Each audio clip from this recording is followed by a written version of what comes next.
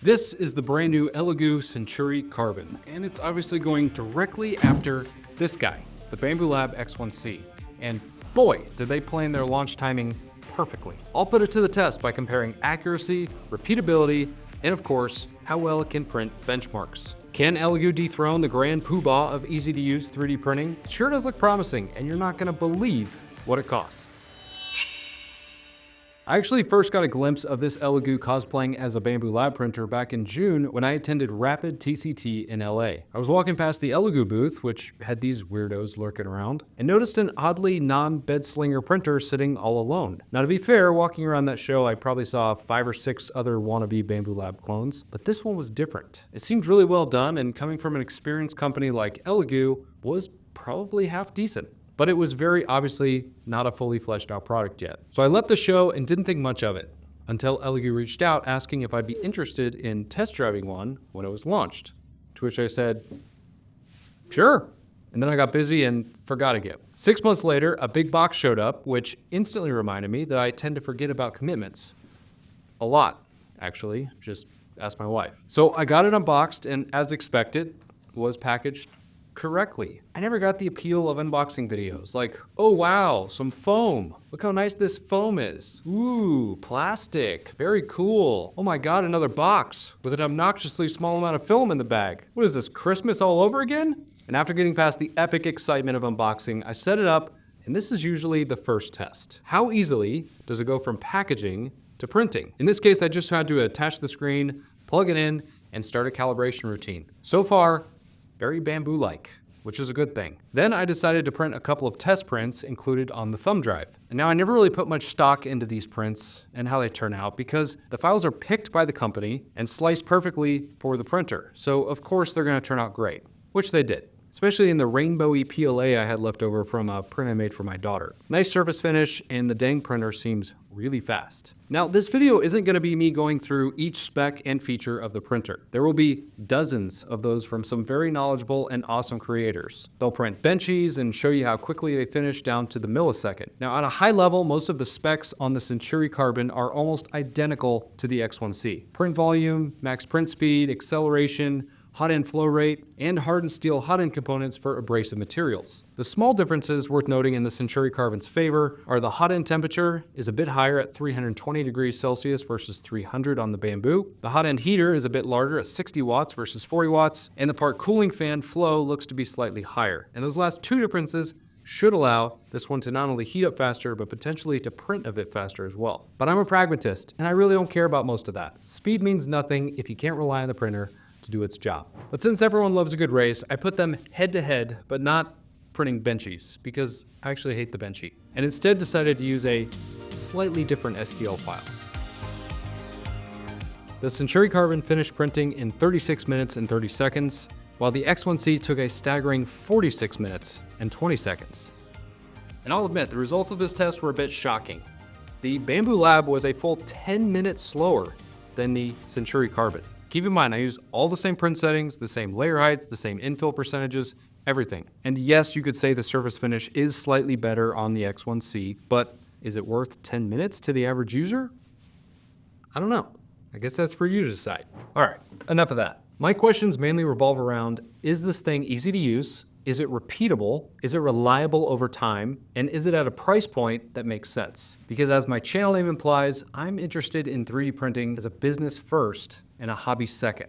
Yes, I love 3D printing as much as the next guy, but I tend to look at things through the lens of a print farmer. And if you're looking for a solid Core XY printer, the top of the food chain is dominated by Bambu Lab. It was just a matter of time before the rest of the industry started catching up. So is this thing the first real contender? Well, let's run through the list, starting with ease of use. Right off the bat, you see this large colored touchscreen, and at first glance, it looks about the same size as the one on the rival X1. But the usable screen real estate is actually a bit smaller thanks to the thick bezel around the edges. Still though, at 4.3 inches, it's very clear, easy to use, and easy to navigate. Like I mentioned before, the self-calibration routine right out of the box means you get to printing pretty quickly. And similar to Bambu Lab, it runs through several tests as part of its startup for every single print. One big difference between them becomes clear when you go to load or change filament. The filament hanger on the Centauri carbon is actually located on the right-hand side, which in my opinion is a much more convenient place. Yes, that means you can't technically nest them together as tightly as a row of, say, X1s, but in reality you still usually need access to the rear-mounted spool holder, or at the very least, the power button. And I did want to check and see if the spool holder could actually hold more than a 1 kilogram spool, and I was a bit disappointed to find out that it cannot. But it looks like it would be pretty easy to modify to do so. And that's in contrast to the rear-mounted spool holder on the Bambu Lab printer, which is a bit more restricted. The utility to load, unload, or change filament is also pretty well done. By using the filament runout sensor and built-in cutter, the user just needs to tap a few buttons to complete the operation. This is something I've always found a bit clunky with the Bambu Lab. Now, as a print farm operator, having to make 17 button clicks just to change a filament spool seems a tad unnecessary. And the rest of the process is pretty straightforward. You can send files remotely or through the USB stick on the front. The print sheet included is a dual-sided flexible build plate, and the aligning process is made easy with these 2 square guides at the back of the print bed. One other small difference worth noting is the nozzle wiper setup on the Centauri Carbon compared to the X1C. This has got a little silicone mat that the nozzle kind of wipes between versus the roller setup on the Bambu Lab printers. Now in my experience, the rollers are okay, but not amazing, and there's actually mods out there to create a wiper like this. So kind of tells me that this wiper is probably the better way to go, but time will tell. The built-in camera is nice for time lapses or checking in on progress, but it does not leverage the AI capabilities like the X1 for the first layer and for optional spaghetti detection. Maybe that gets enabled in the future. I don't know. Other than that, it's pretty good. Menu is intuitive, screen is nice and responsive, and it seems to print really, really fast. But is it repeatable?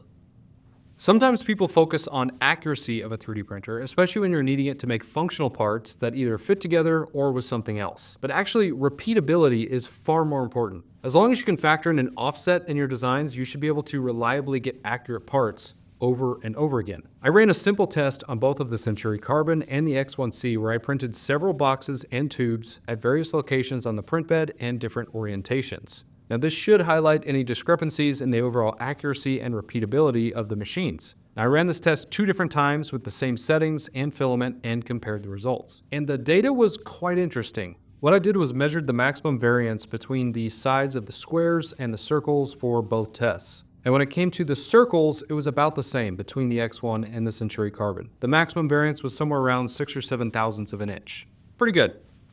When it came to the boxes, however, the Centauri Carbon was twice as good, and that result frankly shocked me. The maximum variance in the X1C was 13 thousandths, which all things being equal is pretty good for a 3D printer, but the Centauri Carbon was 6 thousandths. Remember, that's across the entire build plate and at boxes at varying angles. So I'm frankly not sure what to make of that.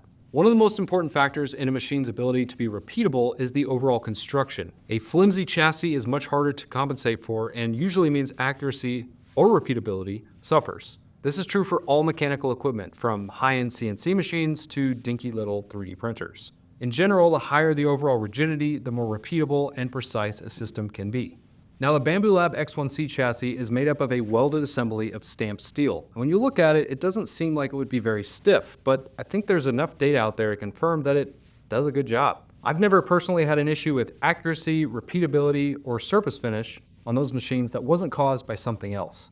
The chassis of the Centauri Carbon, on the other hand, is actually a much heavier top frame and die-casted base with aluminum alloy pillars. Now, since I've been moving both of these quite a bit in filming this video, I'd noticed that the Centauri Carbon is actually quite a bit heavier than the X1C.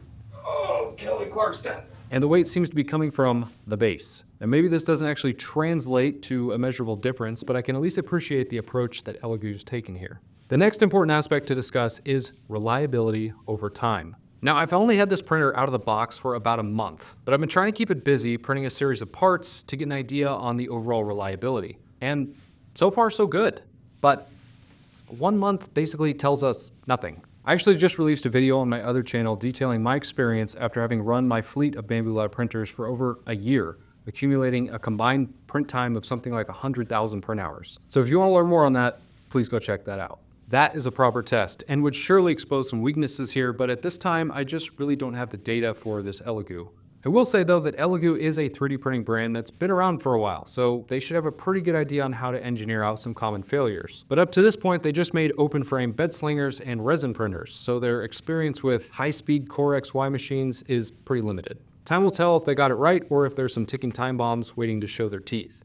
But there certainly isn't anything obvious. It's worth pointing out that they did not go with the carbon rod setup in the gantry like Bambu Lab did, which was and probably still is a big question mark for users, though I haven't had any issues. And finally, that brings us to the last question, which is this at a price point that makes sense? We've already established that Elegoo is obviously targeting the Bambu Lab X1C with this Centauri carbon. It's the same size, similar overall construction, and nearly identical specs. So surely the price must also be competitive, right? Well, the standard Bambu Lab X1C normally retails for $1,099 and will sometimes go on sale for around $999 throughout the year. The Centauri Carbon, though, will only be half of that price. Yes, you heard me correctly.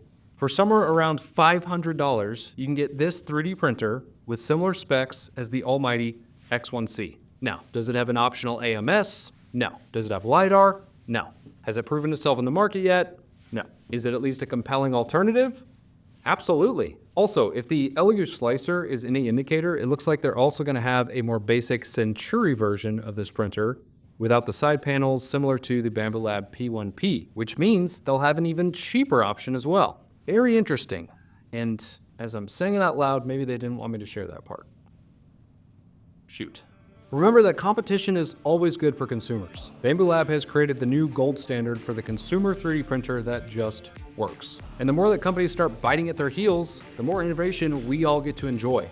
Like I mentioned, Elegoo was kind enough to send me this unit, but it came with 0 strings attached. I just thought it was an interesting alternative worth sharing. So what do you think? What questions do you have about this printer? Leave those thoughts down in the comments below.